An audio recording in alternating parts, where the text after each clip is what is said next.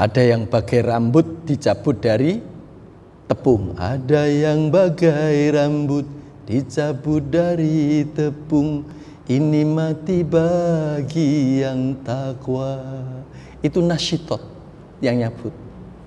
Namun bagi orang yang durjana, mati kan merupakan derita. Sakitnya bagai sutra dicabut dari duri. Jadi sutra nyantol duri, ditarik kerata. Ada yang matinya seperti itu. Itu yang dilakukan oleh siapa? Nazi'at. Wan nazi'ati ghorqa, wan nasyitati nashto. Ya. Semoga kita tidak didatangi yang nazi'at, tapi yang nasyitot. Apa bedanya? Nazi'at itu malaikat yang mencabut nyawa kita dengan cara kusru. Kalau nasyitot itu malaikat yang mencabut kita dengan cara halus. Tapi kalau kita mau baca Fatihah, insya Allah Allah akan perintahkan kepada malaikat itu, malaikat Israel, saatnya kamu mencabut nyawanya si fulan, tapi si fulan itu sering baca Fatihah kepadamu, maka Allah akan perintahkan kepada malaikat itu yang hadir ke sana, jangan naziat tapi nasyitot. Itu bisa. Innallaha ala kulli syai'in qadir. Jibril wa Mikail wa Israfil wa Israil wa Munkar wa Nakir wa Raqib wa Atid wa Malik wa Ridwan. Al-Fatihah. Insya Allah besok saat Munkar Nakir datang itu juga, oh iya arek sing mate kaya aku. Tapi berbahagialah orang yang kalau melanggar gak tenang, berbahagialah. Tanda iman masih ada. Kalau melanggar kok tenang-tenang saja, itu innalillahi wa inna ilaihi raji'un. Kan gitu kan.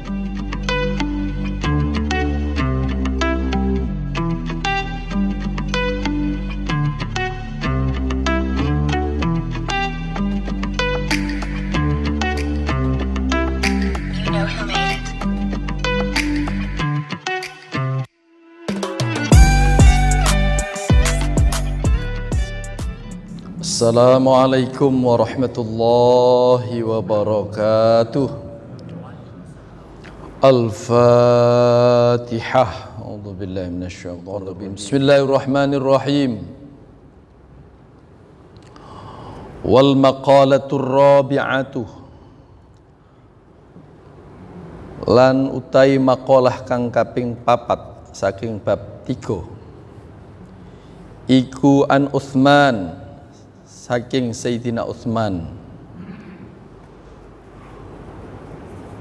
radhiya mugi paring ridho sapa Allahu Allah anhu dumateng Sayyidina Utsman. Sayyidina Utsman nate dawuh, man utawi sapane wong iku taraka ninggalake sapa man,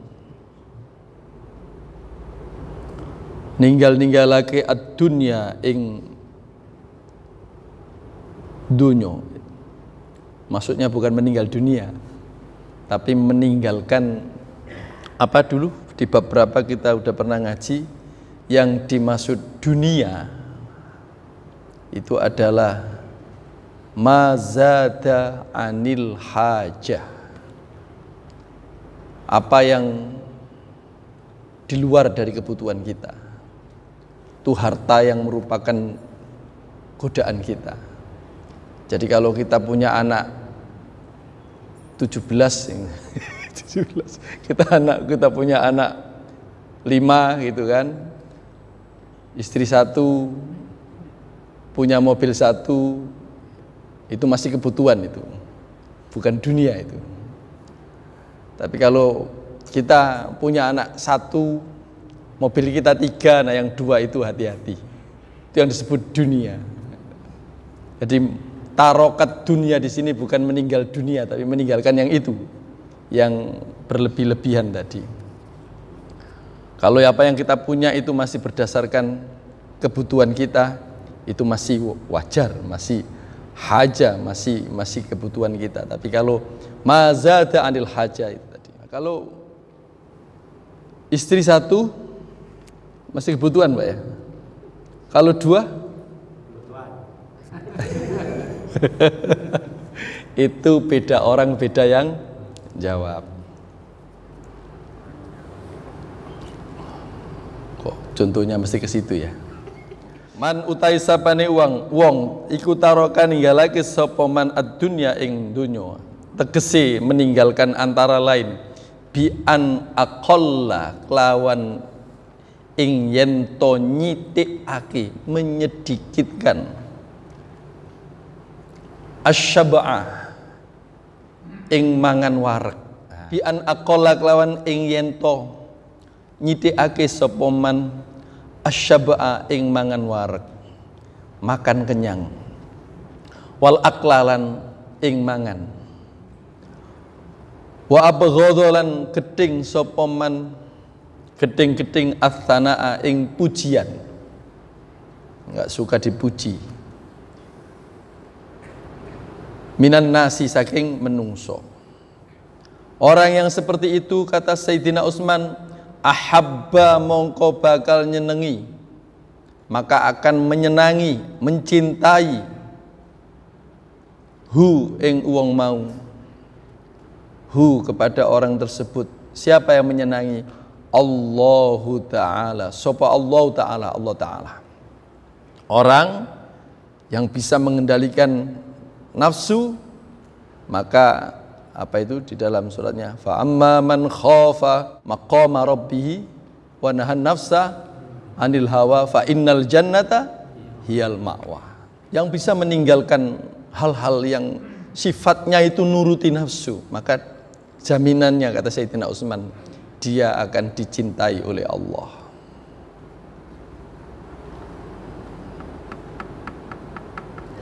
Li'annahu krana sak temene man iku taroka ninggalake sapa man orang tersebut meninggalkan arya'a ing riya pamer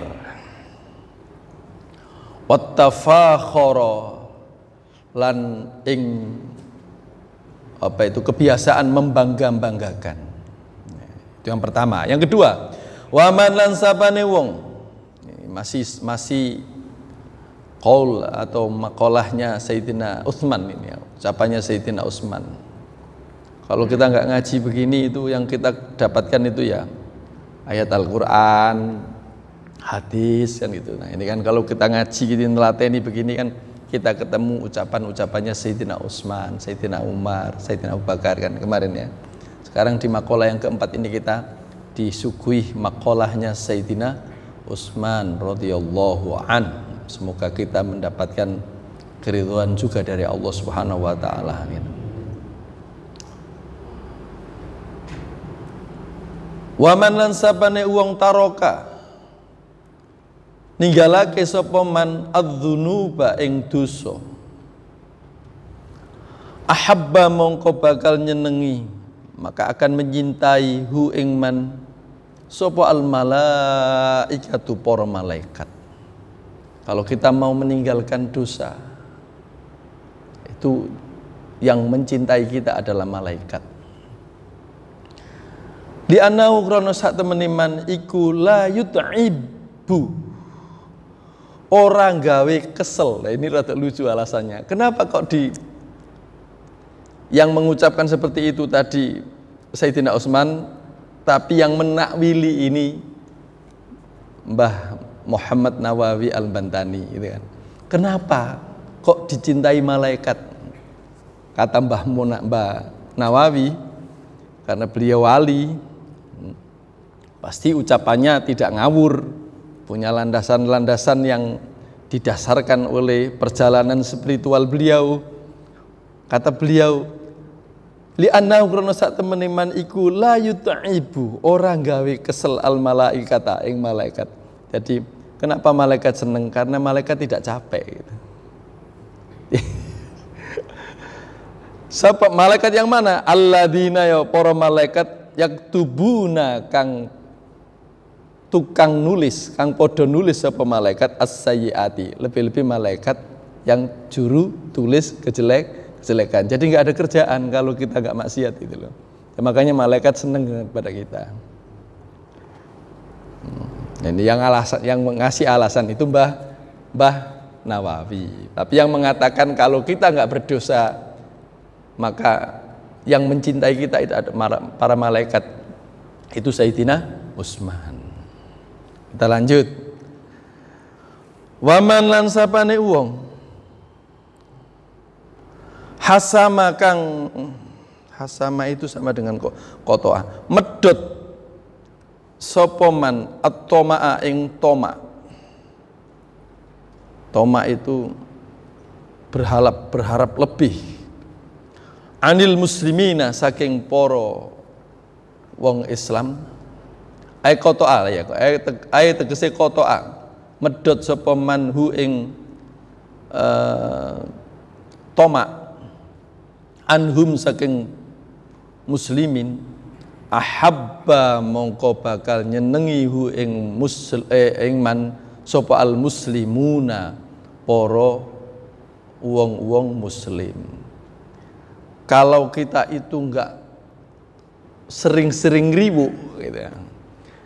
Kalau kita itu nggak mungkin ya sebagai makhluk sosial nggak ngerepotno orang itu nggak mungkin. Cuma ojo nemen-nemen kan gitu kan. Sak wajari. Yang sewajarnya itu apa ya? Sejatinya kita lewat di depan rumahnya orang itu juga udah aslinya udah ngerepotno. Tapi itu nggak mungkin kita hindari karena itu jalan kan gitu kan.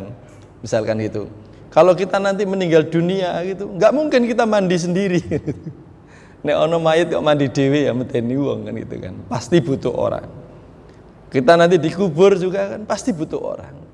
Jadi butuh yang selumrahnya sewajarnya. Ora selalu yang disebut hasamat toma'a itu tidak selalu nggawe ribute wong muslim. Pasti orang yang begitu itu akan disenangi orang Islam. Atau disenangi ya sesamanya. Jadi ada 3 macam ya. Pertama, kalau kita meninggalkan hal-hal yang terkait dengan penurutan nafsu, maka Allah yang cinta kita. Kalau kita meninggalkan hal-hal yang terkait dengan dosa, maka malaikat yang menyenangi kita. Kalau kita itu sedapat mungkin menghindari hal-hal yang repotno orang lain, sedapat mungkin. Kan ada nyanyiannya kan, hidup di dunia tidaklah sendirian, kita pasti membutuhkan teman. Ya, ada nyanyiannya kan. Untuk saling memberi, untuk saling nggak lupa saya kan ada ya. Nggak mungkin kita nggak butuh orang, tapi selumrahnya kalau kita bisa begitu, maka orang-orang muslim akan menyenangi kita. Nah, coba kita cari contoh ya.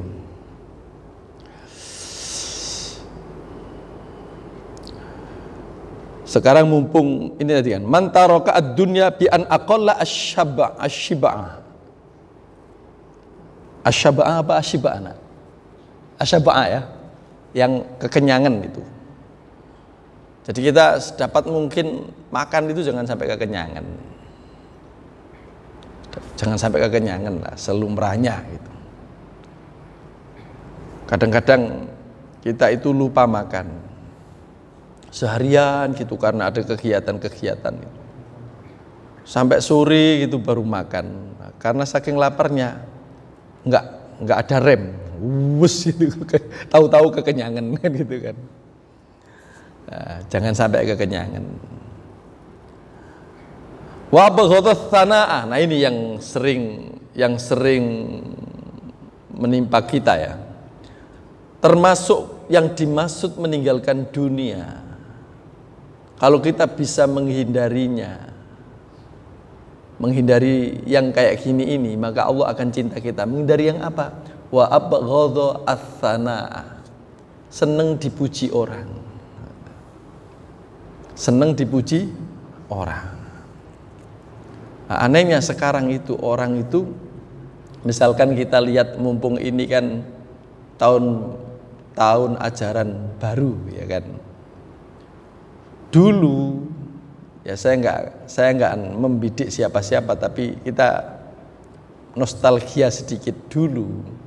Di zaman kita, saya masih kecil lah, panjenengan masih muda ya, kalau saya masih kecil. Itu nggak ada sekolahan itu terus apa itu mamer-mamer keunggulannya, gitu kan? Jadi orang kepengen mondok ke sana itu keduk tular. Yang muji itu orang lain, sampean mondok ke sana. Itu top, itu kan orang lain. Kalau sekarang enggak, berebut minta dipuji sebagai sekolahan yang top.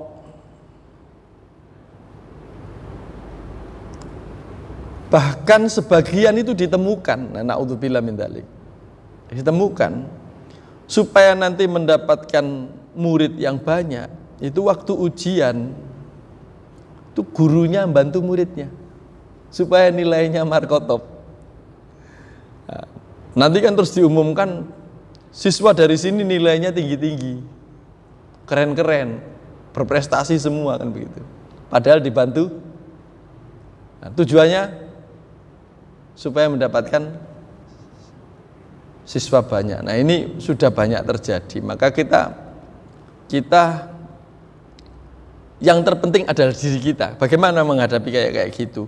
Kita jangan ikut-ikutan latah. Kepingin menyekolahkan di sana atas dasar gengsi-gengsian. Nah, ini Abu Ghadzath Thana, termasuk yang kayak gitu itu kalau kita bisa menghindari itu, termasuk insya Allah kita akan dicintai Allah. Kalau kita menyekolahkan anak, mari betul-betul kita bidik sekolahan-sekolahan yang tujuannya itu adalah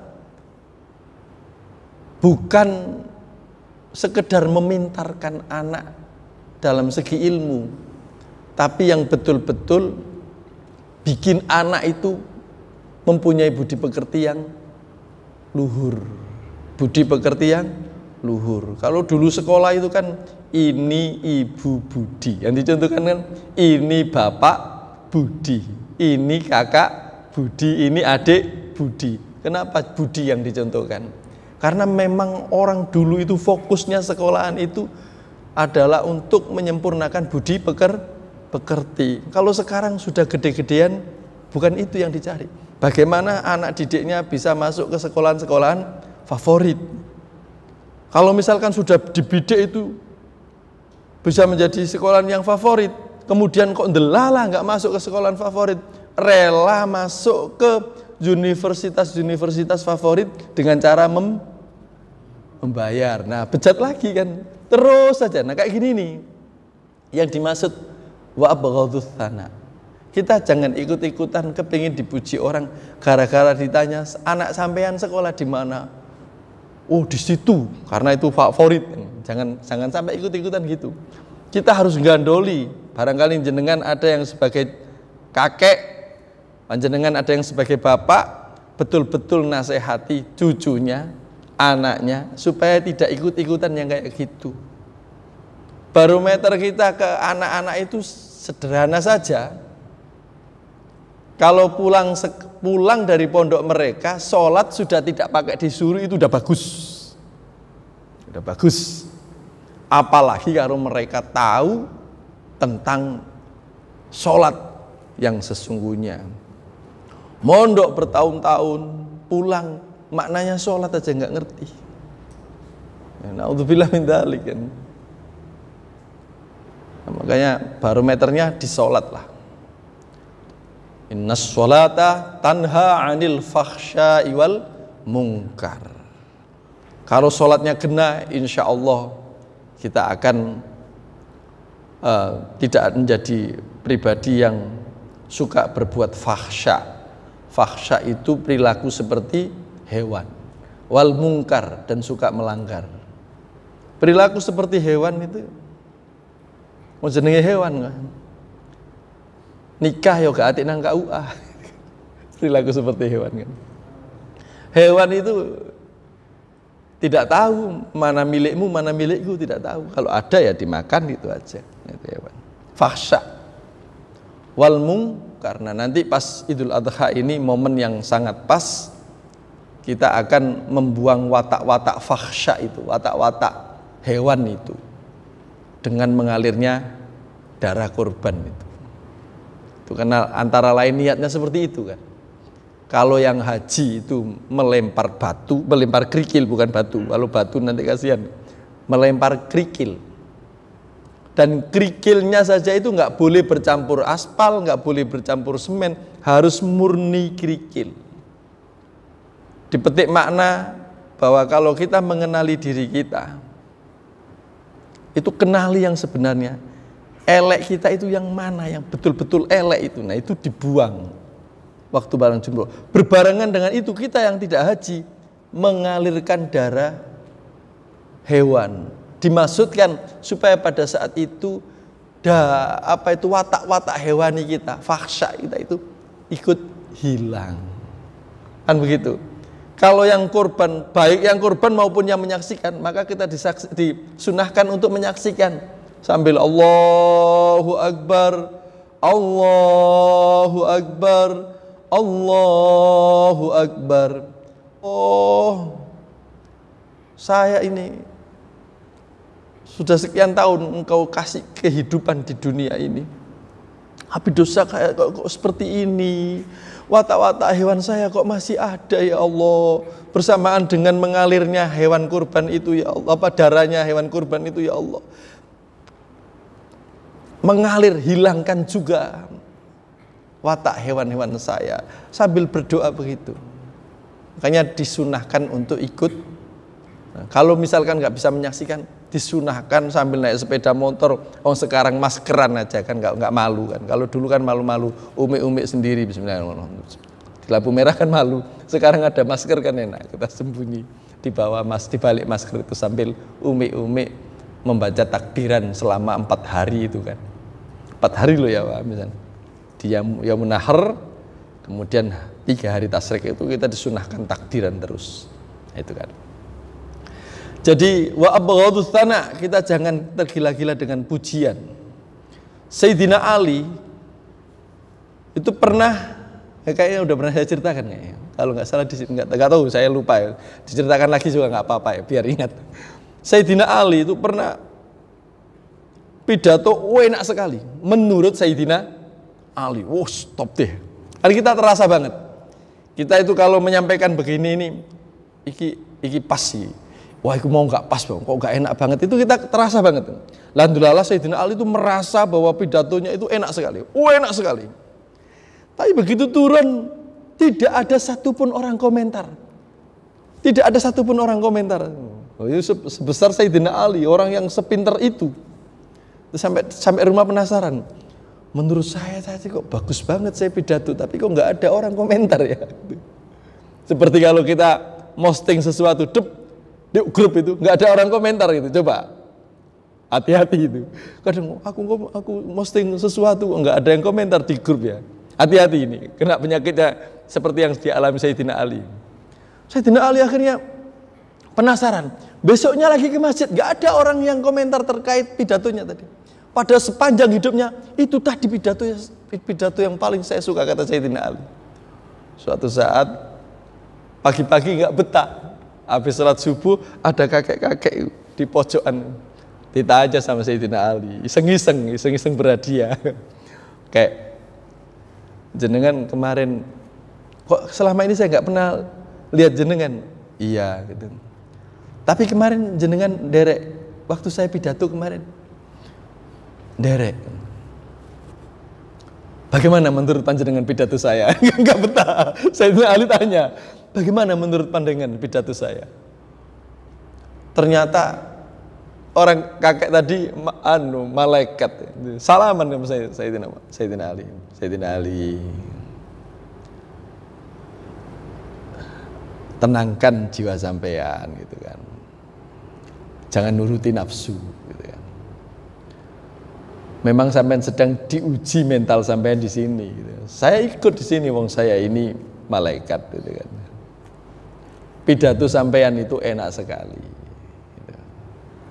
Makanya saking enaknya sampean diuji seperti itu posisi sampean. Jadi jangan terpukau pada pujian orang lain. Mau enak, mau gak enak, yang penting niat sampean mau menyampaikan sesuatu ilmu itu saja, berhenti titik. Jangan nunggu komentarnya orang, kan gitu kan. Sekarang juga kalau di grup-grup ya gitu. Ini manfaat. Bismillahirrahmanirrahim. Semoga ini memberikan manfaat kepada yang lain. Udah diposting. Kalau nggak ada yang komentar, ya udah. Ingat Sayyidina Ali. Yang penting niatku menyampaikan sesuatu kebaikan, itu aja.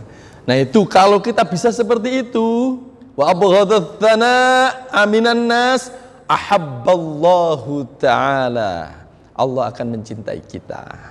Ya kan? Karena orang yang bisa seperti itu otomatis dia sudah selamat dari riya, pamer-pamer. Bagaimana sekarang dengan YouTube? Pamer tidak itu. Ya, kembali kepada orangnya mosang masih. Seperti niat. Kalau niat kita itu ya sekarang kebaikan juga perlu disebarkan. Nawa itu biar kalau di masjid ini hanya berapa orang, kalau di YouTube kan banyak. Ya, kalau subscriber saya itu 46.600, berarti kan jamaah saya segitu itu kan gitu kan. Barangkali pas celing ada notifikasi ke beliau kemudian dibacakan, semoga manfaat kan begitu. Siapa tahu, dan bukan hanya siapa tahu, semoga menjadi jalannya atau menjadi wasilah datangnya hidayah.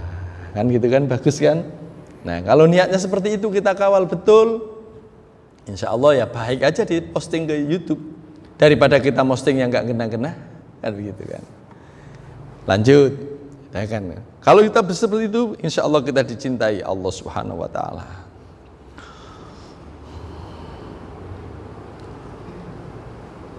Wa man taraka adz-dzunuba ahabbahul malaikah. Dan kalau kita itu menghindari maksiat, malaikat cinta kepada kita. Maka saya itu pernah, sekali lagi saya mohon maaf bercerita, bapak saya itu buta huruf. Tapi saya ngaji tauhidnya dari bapak saya. Saya pernah bilang begini, jandon-jandon berdua itu. No urip iki nyogok oleh taga. Saya ditanya begitu, di dalam hidup ini kita nyogok boleh apa tidak? Saya langsung jawabnya, gimana tenangsal Pak. Waktu kecil, waktu alia itu, waktu muda. Sekarang juga muda tapi nggak muda banget gitu. Waktu itu masih muda. Ya, gimana tenangsal Pak. Ono nyogok malaikat. Caranya bagaimana Pak? Kok nyogok malaikat? Malaikat itu tidak bakal mokong kepada perintahnya Allah. Yang sejak diciptakannya disuruh sujud sampai detik ini malaikat itu sujud. Ada malaikat itu yang diperintahkan nggak ngerti bahwa ada makhluk lain selain dia, itu ada sampai sekarang.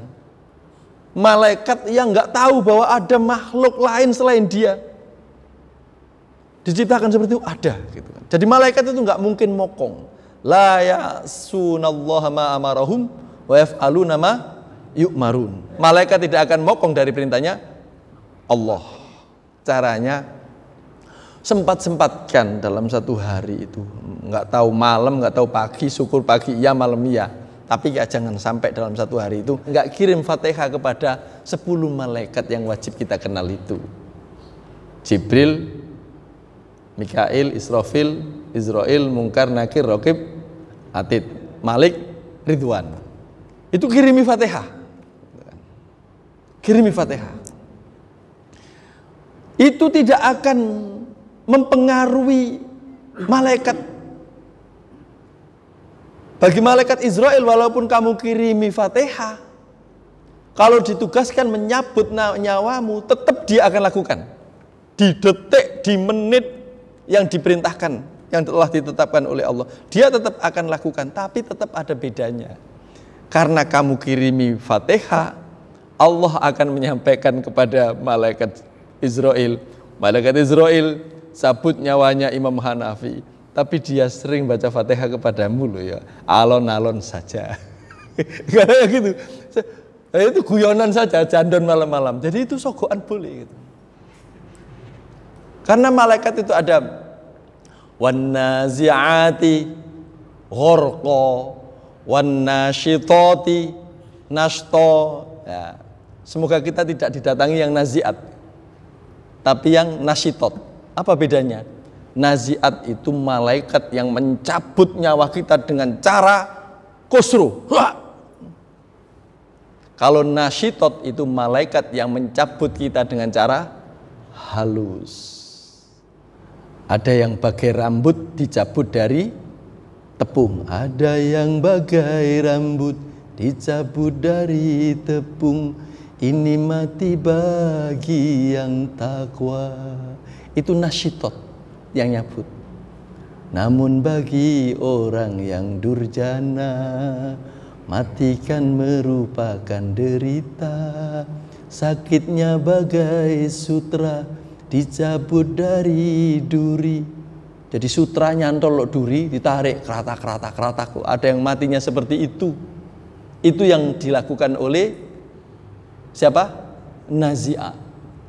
Tapi kalau kita mau baca Fatihah, insya Allah Allah akan perintahkan kepada malaikat itu, malaikat Israel, saatnya kamu mencabut nyawanya si fulan. Tapi si fulan itu sering baca Fatihah kepadamu, maka Allah akan perintahkan kepada malaikat itu, yang hadir ke sana jangan naziat tapi nasyitot. Itu bisa. Innallaha ala kulli syai'in qadir. Jadi lakukan aja, sogokan itu. Jibril wa Mikail wa Israfil wa Israel wa Munkar wa Nakir wa Raqib wa Atid wa Malik wa Ridwan. Al-Fatihah. Insya Allah besok saat Munkar Nakir datang itu juga, oh ini arek sing mate kaya aku gitu. Gitu kan. Dilakukan aja, Pak. Oh apik. Apa ada hadisnya? Enggak ada hadisnya. Apa enggak bid'ah? Enggak. Mau enggak menabrak, enggak berlawanan dengan syariat. Lakukan saja. Ya gitu ya. Malaikat. Kalau alasannya Mbak Muhammad Nawawi Al-Bandani, kalau kita tidak maksiat, kenapa kita kok dicintai malaikat? Karena tidak bikin sibuknya malaikat. Gitu kan. Wa man hasama at-tama'a 'anil muslimin ay qata'ahu anhum ahabbahul muslimun li'annahu. Kenapa orang yang berupaya untuk tidak sering-sering repotkan orang lain itu, tapi ada rumus, orang yang tidak mau direpotkan adalah orang yang tahu tidak mau merepotkan orang lain adalah orang yang tidak mau direpotkan. Itu rumus enggak berlaku, enggak seperti itu. Kita yang tahu, yang punya ukuran. Aku kok sering ngeribu. Nah, itu kita yang punya ukuran. Masing-masing orang punya ukuran sendiri-sendiri. Yang penting itu jangan terlalu ngeribu. Ada orang itu kan, ada yang saenake dhewe gitu kan. Ada yang saenake dhewe. Di saat santri-santri yang lain itu beli gula, beli kopi, itu kan. Ini saya alami sendiri itu. Ya kita juga bukan anaknya orang kaya. Beli gula, beli kopi karena kita suka kopi gitu kan. Terus kalau kepingin bikin kopi ya masak air. Tapi ada anaknya orang kaya gitu kan. Gulanya ya nunut, kopinya ya nunut, airnya ya nunut dan selalu kayak gitu kan. Nah itu yang termasuk merepotkan tapi gak duwe, jere wong Jawa itu gak duwe dur. Jadi kita harus punya ukuran. Kita harus punya ukuran. Kita yang punya ukuran. Jangan kebablasan. Insya Allah kalau begitu itu tidak membuat repotnya orang lain. Kadang-kadang teori-teori modern itu kadang-kadang dipahami orang kebablasan. Katanya begini, punya anak kecil itu jangan terlalu dicegah-cegah. Bagus. Kalau ke masjid silakan. Jangan terlalu dicegah-cegah, tapi juga jangan dibiarkan liar. Kan gitu kan? Ada terusannya, bukan hanya berhenti di situ. Kita menyegah anak kecil ke masjid, Nggak boleh. Itu bencana. Kalau sekarang anak kecil nggak ada di masjid, wa alamatuhan nantinya nggak ada anak-anak yang ngisi masjid ini, biarkan. Kalau di Turki itu ada tugas imam itu salah satu tugasnya adalah mengajak bercanda anak-anak kecil. Jadi takmir itu ada.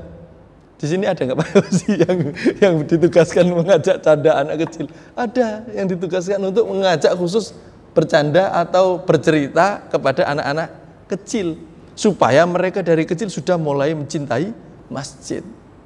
Maka kemarin sudah saya singgung bagaimana masjid ini juga antara lain bisa memberikan kontribusi kepada anak-anak, bukan hanya mereka hafal dari masjid sini belajarnya, tapi bagaimana bisa misalkan bahasa Inggrisnya juga dari sini. Jadi supaya nanti ketika menjadi top, dia itu merasa punya hutang kepada Masjid Sunan Giri. Aku biyen iso bahasa Inggris ke Masjid Sunan Giri. Sekarang saya top, gilirannya saya yang meneruskan perjuangan ini, misalkan. Seperti itu kan bisa aja secara akal, kan gitu kan. Secara akal hitungannya seperti itu, bisa saja. Jadi anak-anak kecil kadang-kadang saya itu mohon maaf kan pernah diundang ceramah gitu ya. Sedih gitu kalau kan sing tua-tua itu menjauh, sementara yang di dekat-dekat ini anak-anak kecil gitu. Wah, kita itu Ustaz mau ngomong serius, suaranya lebih kencang daripada suara saya. Dibiarkan saja ada orang tuanya. Nah, itu kebablasan. Enggak begitu. Teori-teori modern itu. Jadi kita tahulah kadar merepotkan orang atau tidak itu di mana gitu kan. Kita tahu ada ukurannya. Jangan terlalu dilepas. Merdeka itu bukan lepas tanpa batas. Tetap ada ukurannya, dan yang tahu itu kita lah bisa ngukur. Iki anakku wis ngerepotno wong, kayak gitu kan. Caranya bagaimana supaya enggak merepotkan, dipanggil kayak gitu kan, bisa. Bismillahirrahmanirrahim. Wal maqalatul khamisatu, utai maqalah yang kelima. Sekarang iku an aliin, saking Ali. Sekarang dari Sayyidina Ali. Tadi dari Sayyidina Utsman. Sekarang dari Sayyidina Ali radhiyallahu anhu. Wa karrama wajhah. Wa karrama lan mugi mulyaake sapa Allah wajahu ing pribadine Sayyidina Ali. Saya kepengin meluruskan sedikit, Bapak. Selama ini kita itu mendengar informasi kenapa Sayyidina Ali dijuluki karramallahu wajhah. Yang lain kan radhiyallahu an. Sayyidina Ali karramallahu wajhah. Info yang saya tidak sepakat. Terlepas benar atau tidak, tapi saya tidak sepakat. Imam Hanafi yang ini, bukan Imam Hanafi yang madhab, tidak sepakat. Kalau dikatakan bahwa karramallahu wajhah itu diberikan kepada Sayyidina Ali karena Sayyidina Ali sejak kecil tidak pernah melihat tititnya. Tahu titit? Ya tahu, burun titit. Kan gitu kan informasi bahwa Sayyidina Ali mendapatkan julukan karramallahu wajhah itu dikarenakan sejak kecil sampai habisnya usia tidak pernah melihat itunya. Kenapa dihubungkan ke situ gitu loh. Lah yang benar apa gitu. Saya yang sepakat, ya, makanya saya harus begitu saya mengatakan terlepas benar atau tidak, tapi saya yang sepakat adalah informasi yang kedua. Sayyidina Ali dapat julukan karramallahu wajhah karena di antara sahabat yang empat itu satu-satunya yang sejak kecil Islam adalah Sayyidina Ali. Ya itu ya, Dik ya. Jadi udah pernah dengar ya. Ya, jadi karena satu-satunya yang sejak kecil Islam adalah Sayyidina Ali. Sayyidina Abu Bakar pernah mengalami vakum. Jadi beliau meyakini Nabi Musa, Nabi Isa, Nabi Adam ini agama tauhid. Beliau meyakini, tapi karena info yang terputus beliau seperti nggak punya agama. Makanya akrab dengan teman bermainnya Rasulullah. Dan terpaut 2 tahun saja kan beliau. Kemudian Sayyidina Umar apalagi. Udah saya pernah ceritakan mantan preman, ya kan. Sayyidina Utsman juga pernah mengalami tidak Islam. Ya, satu-satunya yang dari kecil sudah Islam Sayyidina Ali. Oleh karena itu beliau disebutkan karramallahu wajha. Artinya semoga Allah memuliakan kepribadiannya. Wajah itu artinya memang wajah, tapi maksudnya adalah kepribadiannya. Makanya simahum fi wujuhihim min atharis sujud. Fi wujuhihim min atharis sujud. Orang yang sholat itu nampak fi wujuhihim, bukan yang dimaksud wajah ini, tapi pada kepribadiannya nampak bekas sujudnya. Bukan hitam ini, bukan. Kalau hitam ini kan bisa karena karpetnya nggak dicuci-cuci, akhirnya kasar kan gitu kan, jeduk gitu, ndelala kulitnya ini sensitif, hitam kan bisa. Ada itu yang konangan hitamnya karena dikasih berambang, gitu kan. Sekarang nggak begitu karena berambang lagi mahal kan begitu kan gitu. Jadi yang dimaksud atharus sujud itu bukan hitam ini, tapi kepribadian itu tadi. Balik ke itu tadi, innas sholata tanha anil fahsya'i wal munkar. Nampak dia sangat menghindari perbuatan keji dan mungkar. Ada orang melanggar itu nyantai-nyantai saja ada, Pak. Tapi ada orang itu kalau melanggar itu nggak tenang, ya kan? Saya punya teman itu kemana-mana itu nggak pakai helm, tenang aja, Pak. Lah kita yang nggak terbiasa, jangankan nggak pakai helm, spion nggak ada satu aja nggak bisa, tinggal gitu. Di lampu merah ada polisi nggak gitu, nggak tenang, ada kayak gitu. Tapi berbahagialah orang yang kalau melanggar nggak tenang, berbahagialah. Tanda iman masih ada. Kalau melanggar kok tenang-tenang saja itu innalillahi wa inna ilaihi raji'un. Gitu kan. Ya, itu karramallahu wajha. Bismillahirrahmanirrahim. Inna minna imid dunya. Sak temene iku setengah saking kenikmatanin dunya. Yakfi nyukupi ka ing sira, yakfi nyukupi ka ing sira apa al islamu Islam. Nikmatan hali dadi nikmat. Nah, lanjut besok nggih. Makalah yang kelima, semoga apa yang kita semakin menyempurnakan, mendewasakan keberagamaan kita, semakin sempurna dalam kita berupaya mendekat kepada Allah Subhanahu wa taala. Atas seluruh kekurangan saya dalam menyampaikan ini, saya mohon maaf yang sebesar-besarnya. Billahi taufiq wal hidayah. Assalamualaikum warahmatullahi wabarakatuh.